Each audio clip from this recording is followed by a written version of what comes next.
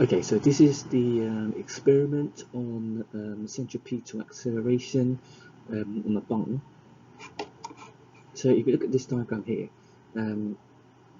t cos theta is mg, and t sine theta is mr omega squared. Now, when this is horizontal, theta is 90. So t is equal to mr omega squared. In this case, r is L sine theta. So the centripetal force should equal to the weight tension.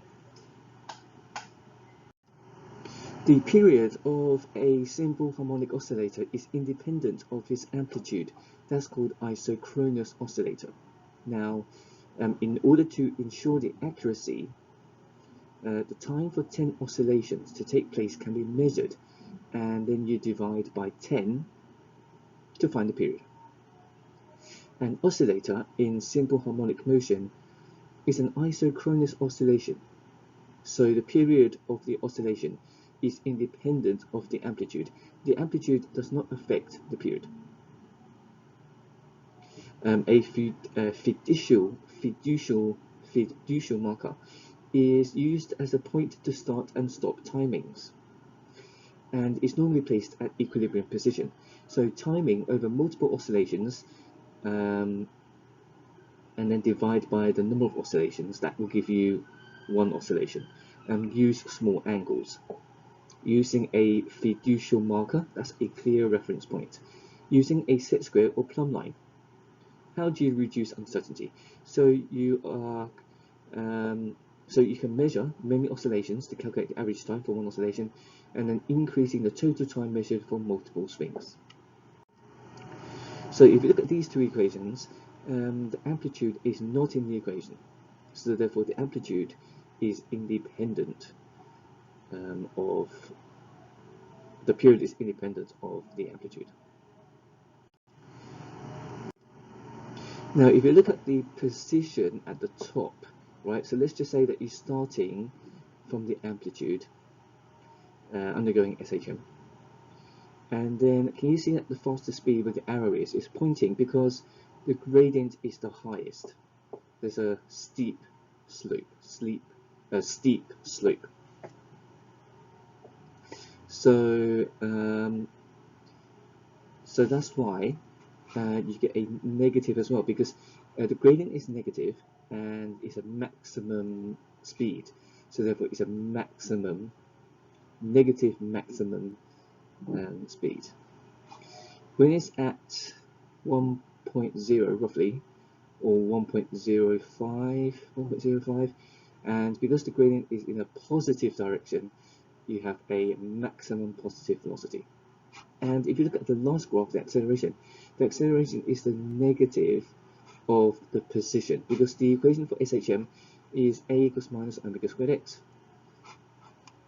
So if you want to think about it in terms of mathematically, you differentiate the top one to give you the velocity, and then you differentiate the velocity with respect to time to give you the acceleration.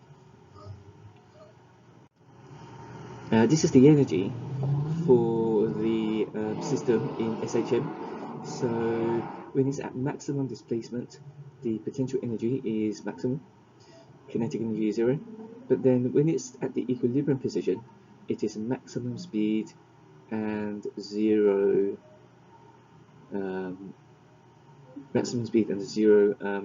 potential energy. Because in this case, you're taking the potential energy as 0 at the equilibrium position. And then if you look at where it's so positive and minus a on either side. Okay, so now this one, you are starting, sorry, here you are including elastic potential energy. So let's just say that you're starting at the top here, right? You're starting at the top, you're not stretching it, so the elastic potential energy starts at 0. So EPE is 0 here, but then MGH is max. So MGH is maximum here, EPE is 0 here, and Ke is 0 here. When it's at the equilibrium position, we're using half kx squared. EPE is here in the orange part. So EPE is some value. So let's just say half kx squared. MGH is halfway, so it's half of the maximum, and Ke is max. When it's at the bottom, EPE is max. MGH is 0, and Ke is 0.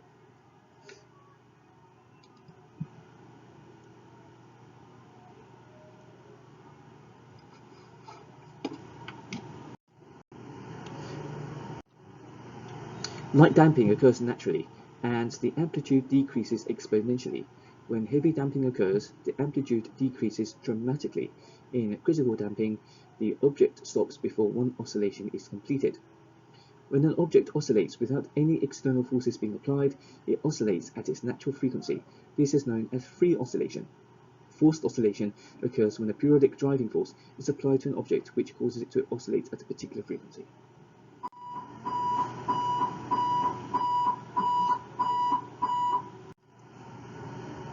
This is the Hertzsprung-Russell diagram. Just remember that the y-axis is a log. Right, so this is 10 to the power of x. 6 here, so the top here is 10 to the power of 6, 10 to the power of minus 5. The temperature is going from right to left. In particular, electron degeneracy pressure is what supports white dwarfs against gravitational collapse. The Chandrasekhar limit of 1.4 solar masses is the theoretical maximum mass a white dwarf star can have and still remain a white dwarf.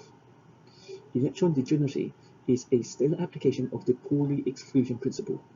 No two electrons can occupy identical states even under pressure of a collapsing star of several solar masses.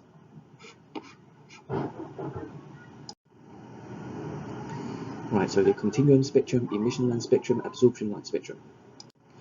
So continuous spectrum, spectrum that contains all wavelengths emitted by a hot, dense light source.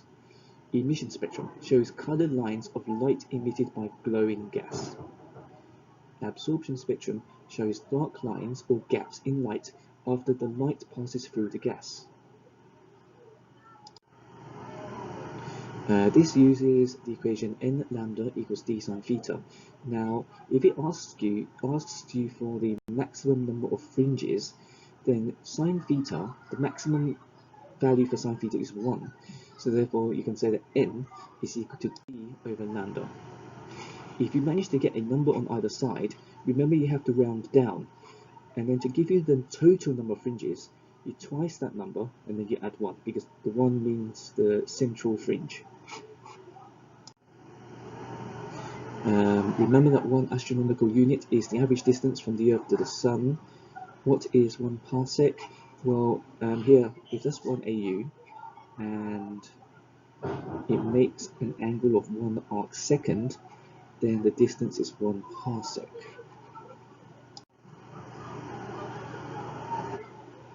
I'm just looking at the Doppler effect. Now, this mark scheme is about the Big Bang Theory, the evidence for the Big Bang Theory.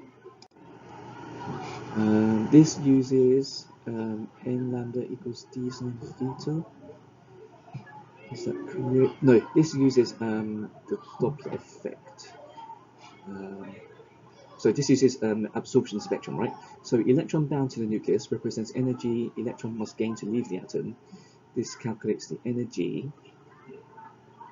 This uses the photoelectric effect equals F H over lambda.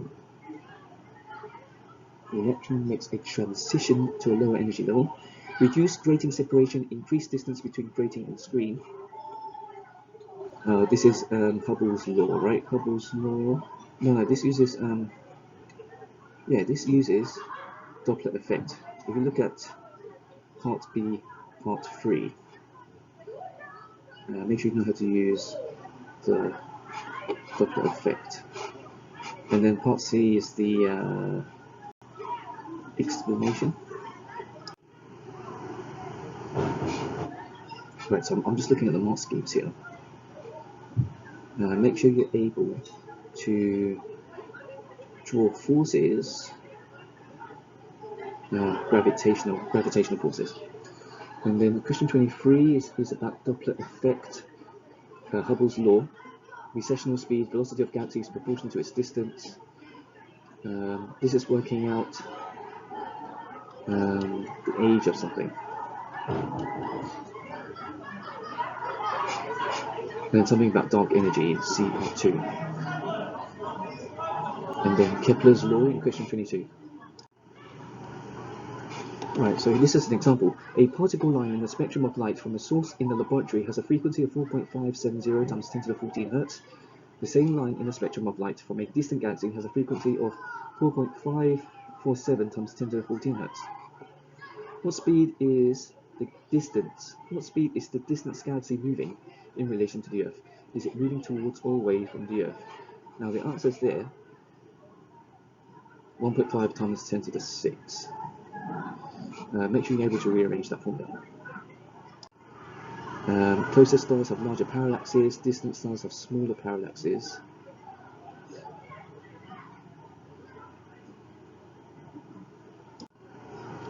When the temperature of a black body radiator increases, the overall radiated energy increases and the peak of the radiation curve moves to shorter wavelengths.